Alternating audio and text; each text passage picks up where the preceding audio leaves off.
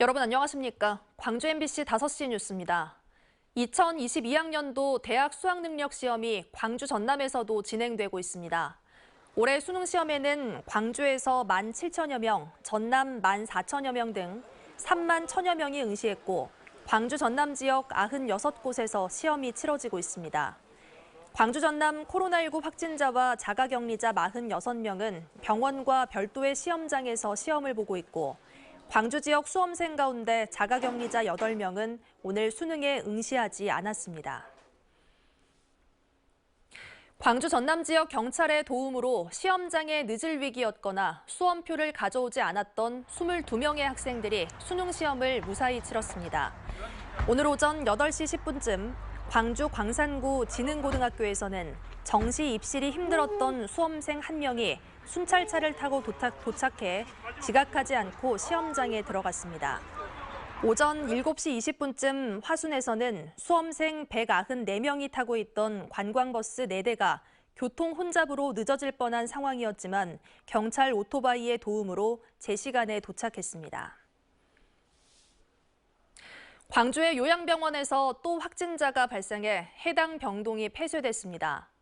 광주시에 따르면 광산구의 한 요양병원에서 직원 1명이 확진된 뒤 접촉자 검사에서 환자 1명이 추가로 양성 판정을 받았습니다. 이들은 모두 백신을 완전 접종한 상태여서 돌파 감염으로 추정되는 가운데 방역당국은 해당 병동을 동일 집단 격리 조치했습니다.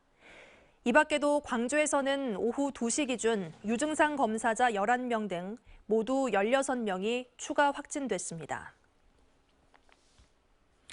전라남도가 코로나19로 피해를 입은 소상공인의 조속한 일상 회복을 위해 360억 원 규모의 지원금을 지급하기로 했습니다. 지원금 대상은 올해 6월 30일 이전에 개업한 사업체로 연 매출액 10억 원 이하인 전남 지역 12만 소상공인에게 30만 원씩 현금으로 지급합니다. 신청은 오는 23일부터 한 달 동안 사업체 소재 읍면동사무소에서 접수하며 다음 달 안에 수령할 수 있습니다. 광주시장과의 친분을 과시한 채용 사기 제보가 접수돼 광주시가 수사를 의뢰했습니다. 광주시에 따르면 A씨가 자녀의 채용 대가로 60대 남성에게 1억 2천만 원을 건넨 뒤 돈을 받은 남성과 연락이 끊겼다고 시에 제보했습니다. 자신을 시장 측근이라고 소개한 이 남성은 시 산하기관에 채용시켜주겠다며 A씨에게 접근한 것으로 전해졌습니다. 광주시는 전형적인 채용 사기라고 판단하고 경찰에 수사를 의뢰하는 한편 비슷한 사례가 있으면 경찰이나 광주시에 알려달라고 당부했습니다. 민간공원 특례사업지인 광주 중앙공원 1지구의 토지 보상이 오는 24일부터 시작됩니다. 광주시는 농어촌공사 전남지부와 보상 업무 위수탁 협약을 체결했고 감정평가를 통해 5,606억 원을 보상액으로 확정한 뒤 오는 24일부터 보상 계약과 보상금 지급을 진행할 예정입니다.